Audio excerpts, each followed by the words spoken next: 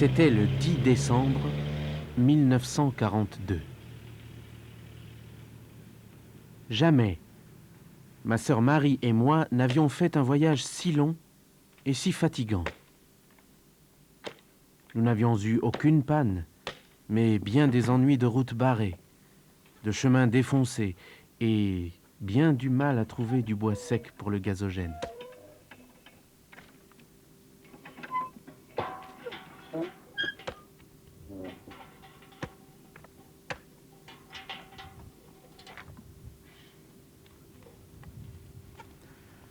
Enfin, nous allions faire connaissance avec nos grands-parents paternels. Nous ne les avions jamais vus. Ils habitaient au chemin des Carrettes, quelque part en Corrèze. Notre grand-oncle Léon, le frère de notre grand-père, était venu nous chercher en Lorraine malgré son âge et la difficulté du voyage. Bonjour. Alors, bon voyage. Bonjour. Et Tistou. Vois comme il est grand. Bon. Et la Marissou. Bonjour. Bonjour Marissou. Ça va-tu? Comment?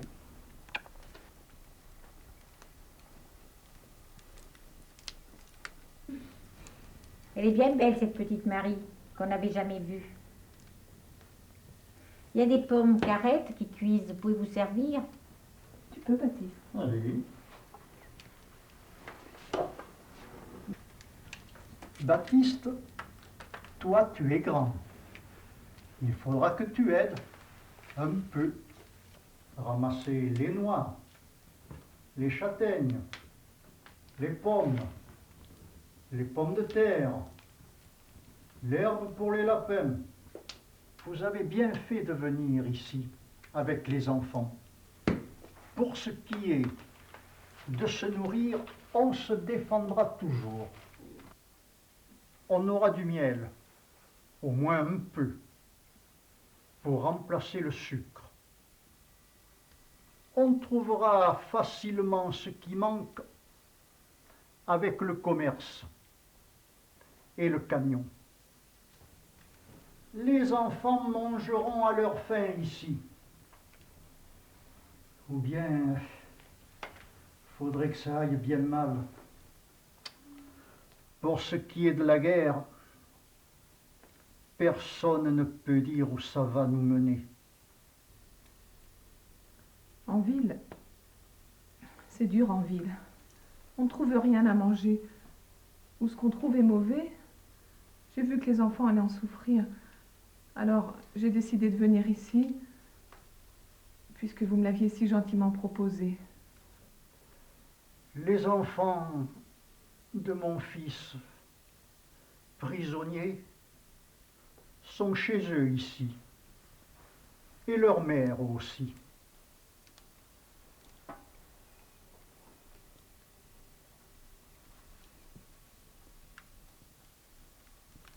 La maison est solide.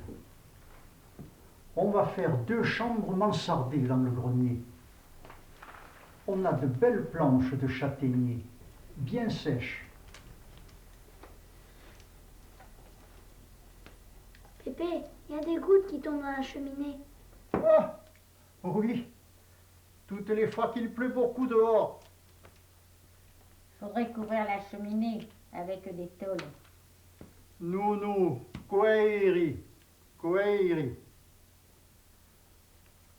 Tu vois, petit, ça nous aide à penser que quand on est bien tranquille, bien au chaud, on n'est pas à l'abri de tout. Et puis, ces gouttes nous aident à penser à ceux qui sont loin, peut-être sans toit, ni feu de bois. Ces gouttes-là, il les faut. Aquella gutta, la so. Ben ora, so c'è quisa, de mon travail. faudra aller se coucher. Vous devez être fatigué. När tjejkur funde mot borset om mig vill du mig och låt det du näre. Jag kui får det tu border jag. Köper sig de alla som bolivar fyra och loja satana beluja.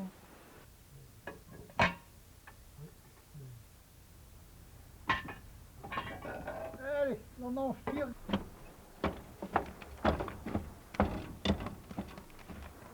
Allez, Kari.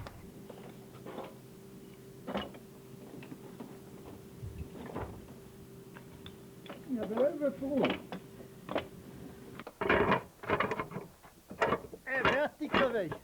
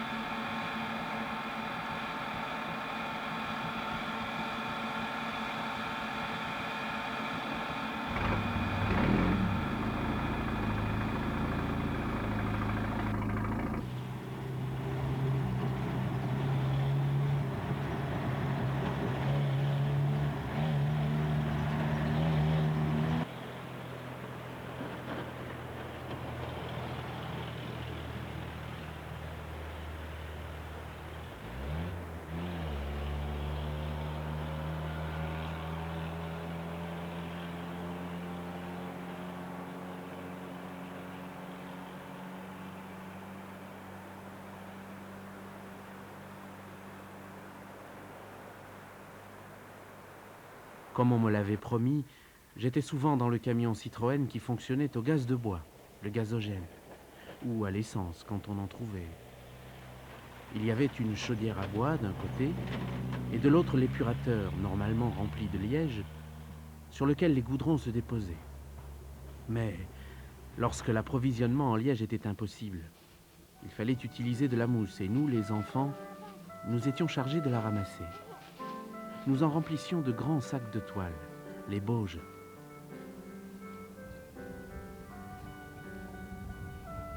La bauge a servi à tout. Tour à tour imperméable sous la pluie, cache-braconne, cache-misère, la bauge a tout transporté. Les armes du maquis, la nourriture, l'herbe des lapins, tous les fruits, tous les légumes. Il faut faire l'éloge des bauges. Objet si humble et si utile qu'à cette époque-là, bien des gens sortaient rarement de leur maison sans une bauge sous le bras.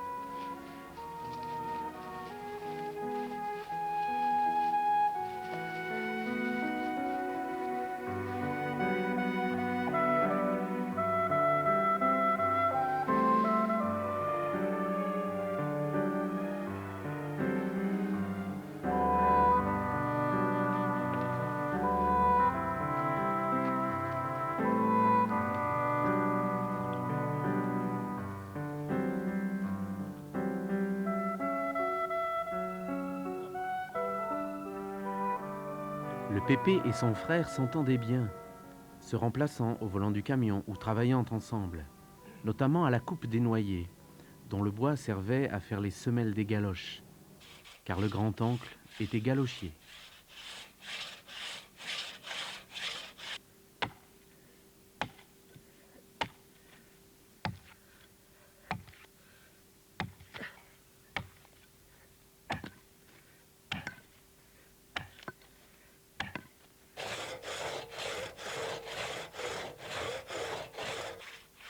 Les galoches étaient des chaussures très saines, saines pour les pieds et saines pour l'économie, surtout pendant la guerre, puisqu'on utilisait des matériaux du pays, bois et cuir de vache.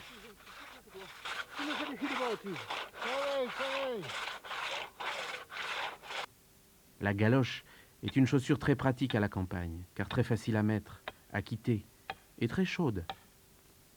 Les semelles étant rigides et le pied non serré, ça fait comme une pompe qui active la circulation du sang.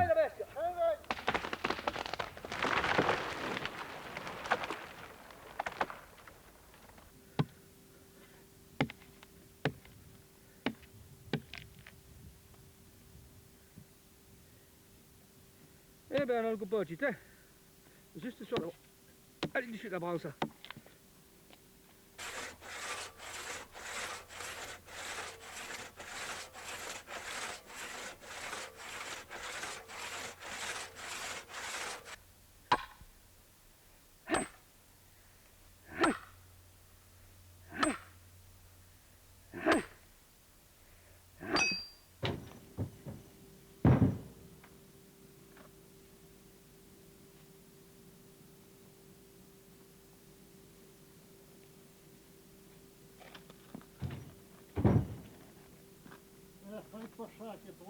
Il fallait travailler le bois à la scie à ruban, puis ensuite avec des outils dont le plus impressionnant était bien le couteau paroir.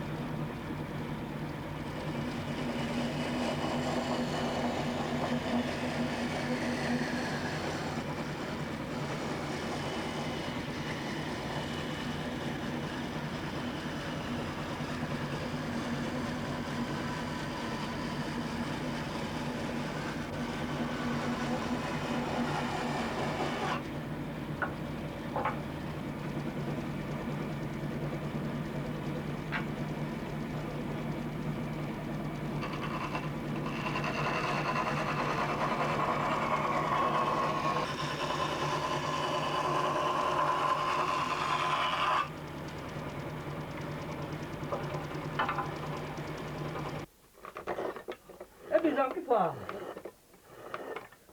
Les sabotiers de Saint-Pierre, Les tailleurs dans la forêt, les sabotiers de de Saint-Pierre, vivent au golfe sans arrêt.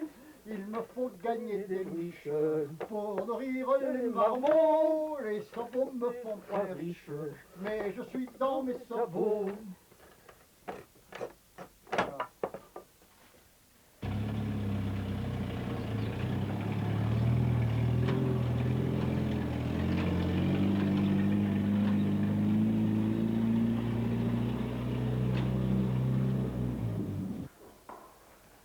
Alors, on va essayer. C'est une galoche, souvent. Ce qui vous va?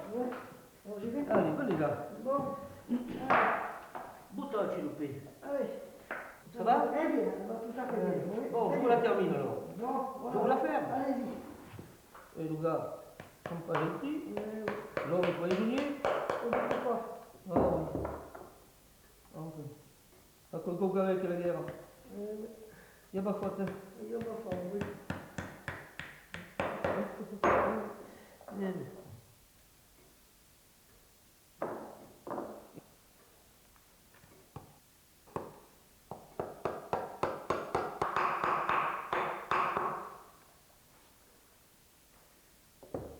Allez Marissou, tu veux une pomme? Tu veux une pomme? Regarde, ça c'est une pomme qui chante. Écoute bien à ton oreille. Tu vas voir. T'entends? Mais c'est la pomme grelot. Elle s'appelle la pomme grelot. Tu te rappelleras? Voilà. Le galochier finissait son travail chez les clients. Il faisait essayer et il parlait. Il parlait. Il apportait les nouvelles des gens qui habitaient de l'autre côté des rivières sans pont, de l'autre côté des forêts, alors incertaines, des nouvelles des gens qui habitaient de l'autre côté du vent.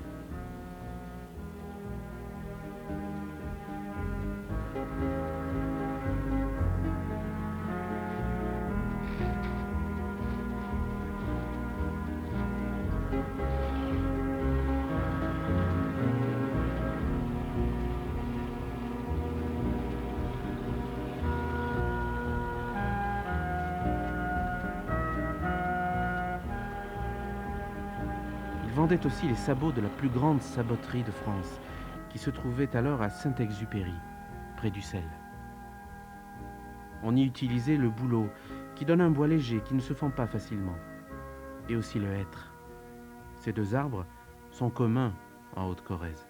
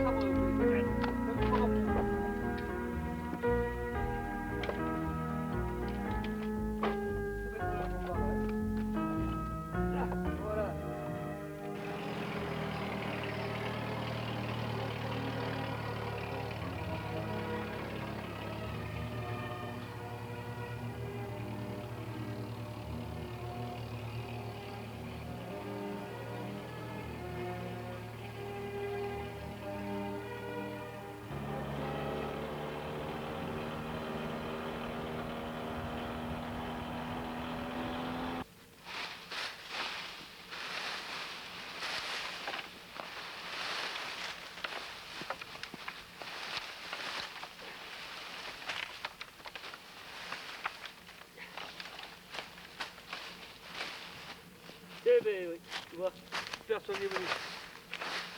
Le grand-oncle Léon eut vite confiance en moi. Il entreprit de m'enseigner les 1000 ressources de la terre limousine, et même quelques-uns de ses secrets. Des fosses à loups reconverties en pièges à sangliers, aux souterrains refuges, en passant par les cavernes où parfois les maquis venaient s'abriter, lorsqu'il était trop risqué de dormir dans les granges.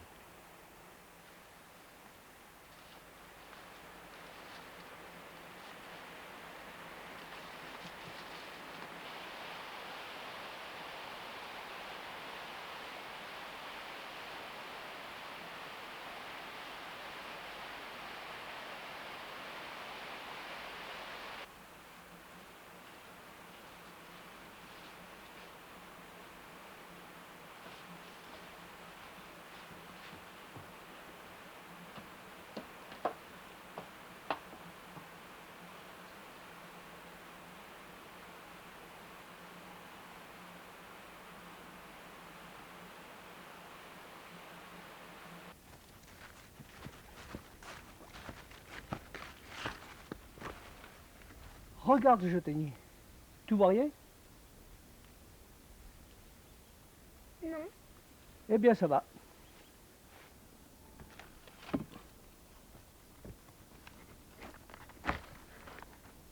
T'as vu? Si un jour les Boches venaient au village, tu viendrais te cacher là. Perds mon arme. Ah oui, comme tu dis.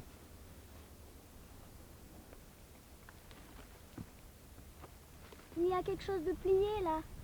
C'est un fusil. C'est ton grand-père qui l'a placé là. Passe-le-moi.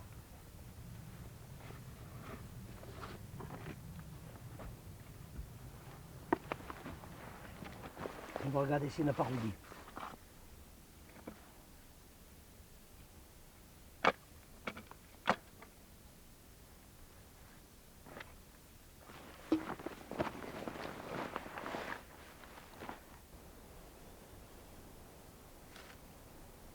Vite fait, bien fait, ni vu ni connu.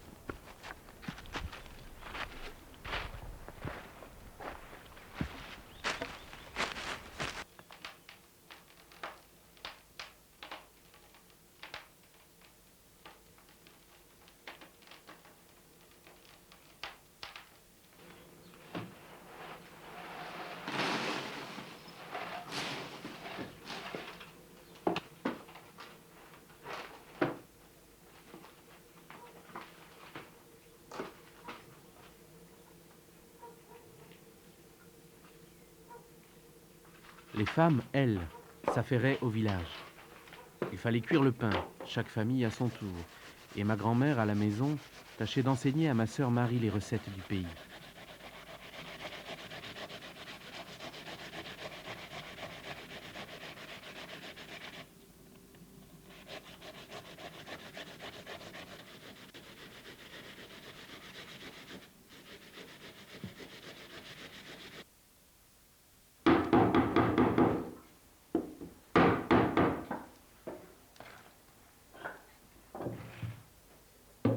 Maintenant, on va les faire égoutter.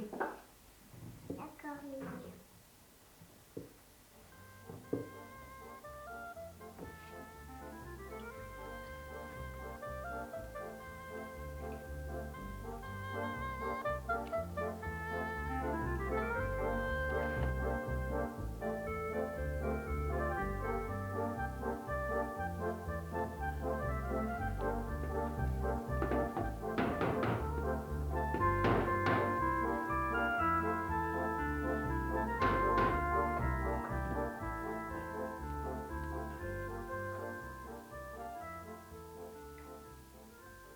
Farine, sel, persil et blettes. Voilà ce qu'il fallait ajouter aux pommes de terre râpées et égouttées pour faire les farcidures si délicieuses et qui remplaçaient si bien les vieilles tourtes de froment ou de seigle devenues trop dures.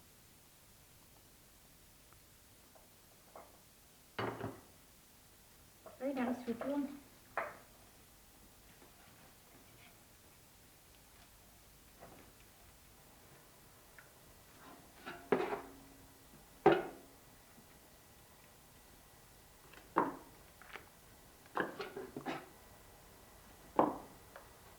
Et voilà, maintenant laisse cuire.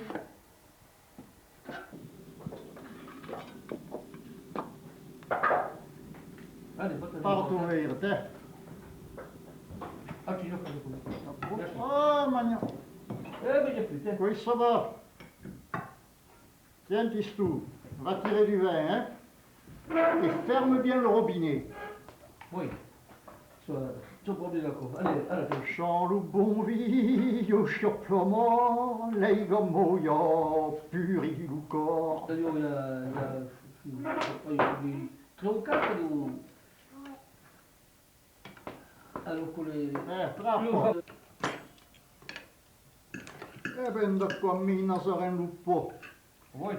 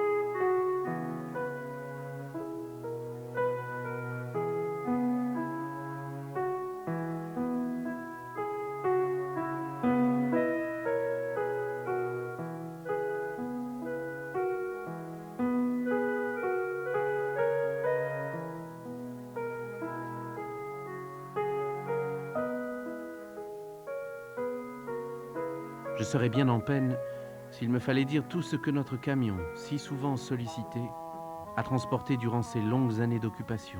On y a chargé de tout. Du foin, des ânes, du bois, des moutons, on y a chargé de tout. Nous allions jusqu'en Haute-Vienne, parfois, chercher les meubles en châtaignier, au pays des feuillardiers dans la région de Dournazac. C'était pour un marchand de tulle, ami du grand-père.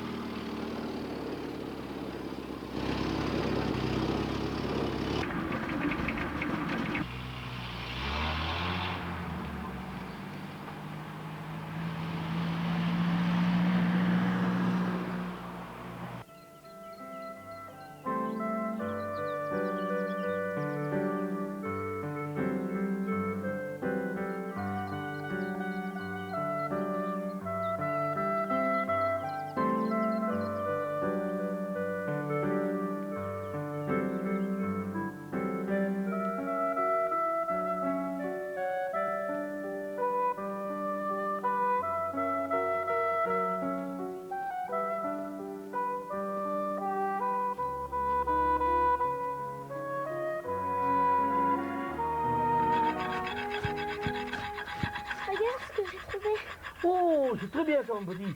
Porte une mise à ta mère, elle est fera cuire. Elle sera contente.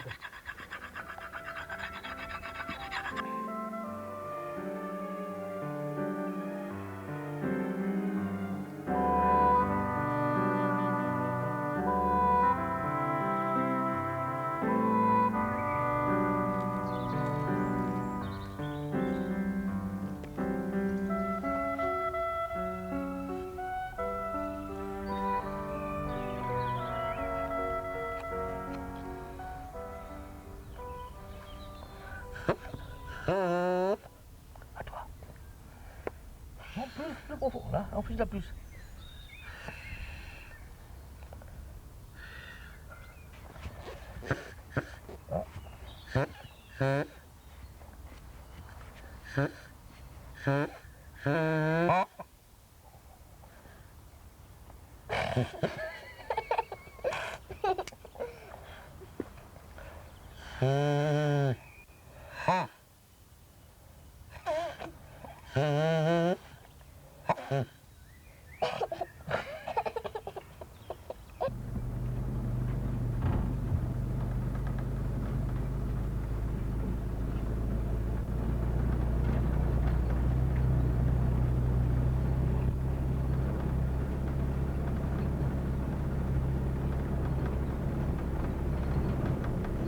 Léon, C'est bon, ça va, c'est bon.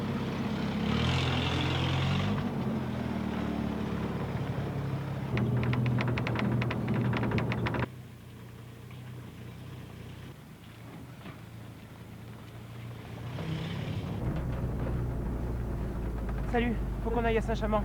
On a des conteneurs remplis d'armes à descendre. D'accord, on y va.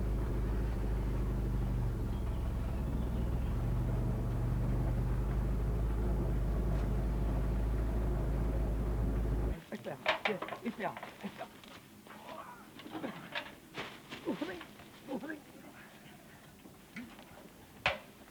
Pas là du coup ça. Tout le 4.